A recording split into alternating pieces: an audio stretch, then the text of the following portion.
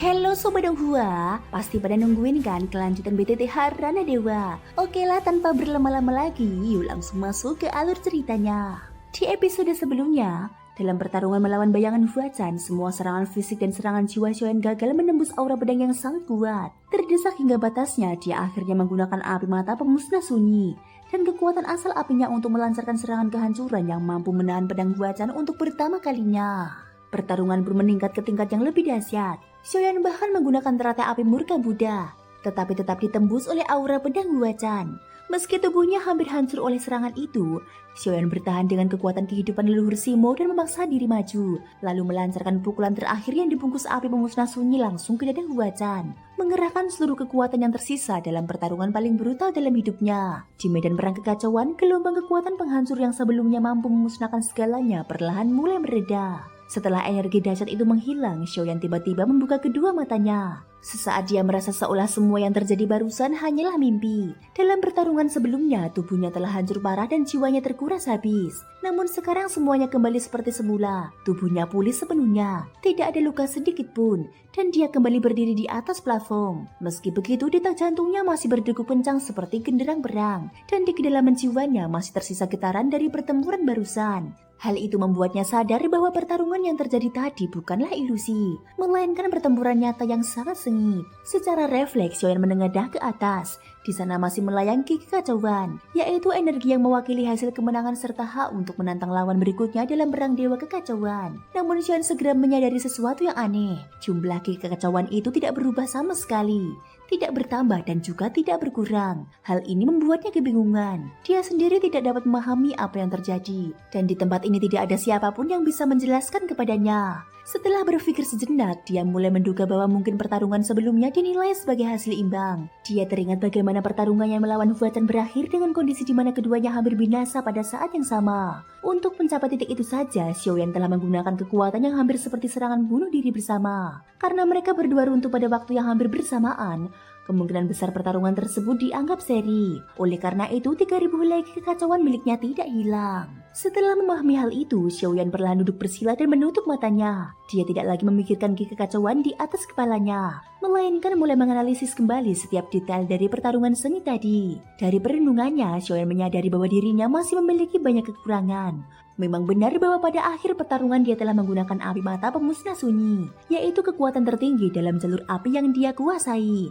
Namun dia juga sadar bahwa kekuatan itu belum mencapai potensi maksimalnya. Untuk membuat api mata pemusnah sunyi benar-benar memiliki kekuatan penghancur yang tak tertandingi, dia membutuhkan lebih banyak sumber api. Hanya mengandalkan hati api yang dimilikinya sekarang jelas masih jauh dari cukup. Pengalaman bertarung tadi membuatnya memahami satu hal penting. Dia harus mendapatkan lebih banyak asal api dari berbagai dunia, sama seperti yang pernah dilakukan oleh peri api iblis Yan Huo. Dengan mengumpulkan banyak sumber api, barulah kekuatan api mata pemusnah sunyi dapat mencapai tingkat tertinggi. Selain itu, Xiaoyan juga menyadari bahwa jika kekuatan jiwanya dapat menembus ranah wuwang yang lebih tinggi, maka pertarungan tadi mungkin akan jauh lebih mudah dimenangkan. Begitu pula jika tubuh Yuan Shen kunonya mampu menembus ranah Tianjing, maka hanya dengan kekuatan fisik saja dia mungkin sudah cukup untuk mengalahkan lawan. Namun kenyataannya, baik jalur api, kekuatan jiwa maupun kekuatan tubuh fisik, untuk meningkatkan salah satunya ke tingkat berikutnya saja sangatlah sulit bagi Xiaoyan saat ini. Terlebih lagi lawan yang dihadapi tadi sebenarnya hanyalah sebuah bayangan yang ditinggalkan oleh Huachan di masa lalu. Xiaoyan bahkan tidak tahu apakah bayangan itu berasal dari 1000 tahun yang lalu atau bahkan 10.000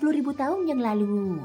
Jika Huachan yang sebenarnya benar-benar ingin membunuhnya, kemungkinan besar Xiaoyan tidak akan mampu bertahan lama. Memikirkan hal ini membuat punggung Xiaoyan terasa dingin. Dia teringat kembali bagaimana dirinya mengerahkan seluruh kekuatan untuk menahan 3 tebasan pedang Huachan. Dan baru sekarang dia menyadari bahwa mungkin saja dirinya telah dipermainkan tanpa sadar. Namun dari berbagai tanda yang dia lihat dari Huachan, serta perilaku para anggota Zhang Misi yang terkenal gila, kepribadian Huachan justru terasa sangat cocok dengan kelompok tersebut. Saat Xiaoyan masih tenggelam dalam pikirannya, platform di bawah kakinya tiba-tiba menghilang. Medan perang kekacauan kembali terbentuk dengan suara gemuruh. Kali ini Xiaoyan menjadi pihak yang dipilih untuk bertarung. Di hadapannya muncul sosok yang memancarkan aura kuat. Sosok itu tampak seperti seorang wanita dari ras iblis yang melayang di udara. Tubuhnya sangat tinggi, sekitar 3 zang dengan sepasang sayap hitam besar di punggungnya. Tubuhnya penuh otot yang menonjol, memancarkan kekuatan eksplosif. Kulitnya berwarna perunggu dan seluruh tubuhnya dipenuhi otot keras seperti naga yang menonjol, memberikan kesan keindahan liar yang ekstrim. Pada tubuhnya juga terlihat pola ungu yang mengalir, serta struktur sayap yang unik. Xiaoyan dengan sengaja mengingat penampilan wanita itu dengan jelas. Di medan perang kekacauan, sosok-sosok yang muncul bisa saja berhubungan dengan tokoh nyata yang pernah hidup di dunia. Mengingat mereka bukanlah hal yang buruk. Jika suatu hari ia bertemu dengan mereka di dunia nyata, setidaknya dia sudah memiliki gambaran tentang lawannya. Pada saat ini pertarungan pun langsung dimulai. Xiaoyan tidak ragu sedikit pun. Pada saat pertama, dia langsung menghancurkan bintang putih di antara alisnya, memicu kekuatan roh purba leluhurku yang memecah hati, sehingga kekuatan tempurnya mencapai tingkat maksimal. Dia tidak ingin membuang waktu. Setelah pengalaman melawan Huachan, Xiaoyan telah memahami batas kekuatannya. Jika lawan dapat dikalahkan dengan satu serangan penuh, maka tidak perlu berlama-lama bertarung. Tinju Xiaoyan yang diliputi api mata pemusnah sunyi langsung menghantam sayap lawannya tanpa memperdulikan pertahanan. Dalam sekejap ribuan bulu sayap hancur berkeping-keping dan tubuh lawan yang sangat tangguh itu langsung runtuh. Dengan kekuatan mutlak, Xiaoyan menghancurkan tubuh wanita iblis itu hingga pecah menjadi kabut darah ungu. Pertarungan ini dimenangkan dengan sangat mudah. Jika dibandingkan dengan Huachan, lawan ini jauh lebih lemah. Meskipun jumlah kekacauan mereka hampir sama. Hal ini membuat Xiaoyan menyadari bahwa dalam perang dewa kekacauan terdapat unsur keberuntungan. Jika seseorang cukup beruntung atau cukup berhati-hati, dia memang bisa melangkah lebih jauh. Setelah kemenangan itu, kekacauan milik lawan segera menyatu dengan milik Xiaoyan. Cahaya emas di atas kepalanya bersinar terang, dan jumlah kekacauan miliknya meningkat menjadi 6.000 helai, berputar seperti sungai bintang di langit. Di prasasti peringkat, nama Xiaoyan pun naik hingga mencapai peringkat 6.000. Setelah pertarungan berakhir, kondisinya kembali pulih sepenuhnya. Kini giliran Xiaoyan untuk memilih lawan berikutnya. Di hadapannya muncul 3 bayangan dan salah satunya memiliki 10.000 helai kekacauan. Tanpa ragu, Xiaoyan langsung memilih lawan itu. Begitu memasuki arena, dia melihat sosok tinggi besar berdiri di hadapannya. Saat aura orang itu dilepaskan, Xiaoyan langsung merasakan sesuatu yang sangat familiar. Aura itu sangat mirip dengan aura darah dari tubuh Yuan Shen miliknya sendiri. Lawan itu ternyata adalah anggota ras Yuan Shen. Xiaoyan merasa terkejut sekaligus senang. Ras Yuan Shen memang sudah hampir punah di dunia sekarang. Tetapi dalam dewa perang kekacauan yang melintasi masa lalu dan masa depan, tentu saja mereka masih memiliki tempat. Sosok di depannya memiliki tinggi yang hampir sama dengan Xiaoyan, dengan tubuh yang sedikit lebih ramping. Kulitnya berwarna emas gelap, seolah-olah seluruh tubuhnya ditempa dari logam ilahi. Dan tubuhnya sendiri terasa seperti senjata dewa paling kuat. Aura yang dipancarkannya sangat kuat. Dari penilaiannya, Xiaoyan menyimpulkan bahwa lawannya berada di puncak ranah Gujing. Hanya setengah langkah lagi menuju ranah Tianjing. Tanpa berkata apapun, lawan itu langsung melangkah maju. Begitu dia melangkah, seluruh plafon bergetar hebat seolah dihantam palu dewa raksasa. Kekuatan fisiknya begitu murni dan ekstrim hingga membuat ruang di sekitarnya runtuh. Dalam sekejap, sosok itu menghilang.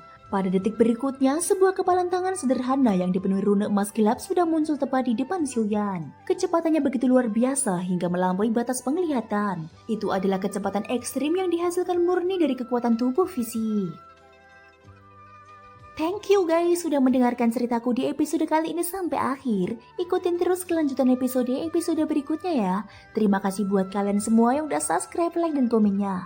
Semoga hari kalian menyenangkan. Sampai jumpa dan bye-bye.